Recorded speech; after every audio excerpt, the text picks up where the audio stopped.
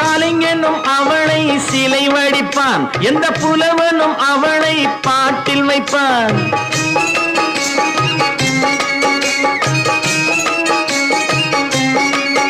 எந்த கலைஞனும் அவளை சிலை வடிப்பான், எந்த புலவனும் அவளை பாட்டில் வைப்பான். அந்த இயற்கையும் அவள் மேல் காதல் கொள்ளும், அவள் நினைவாலே என் காலம் செல்லும். நான் பார்த்ததிலே அவள் ஒருத்தியை தான் நல்ல அழகி என்பேன், நல்ல அழகி என்பேன்.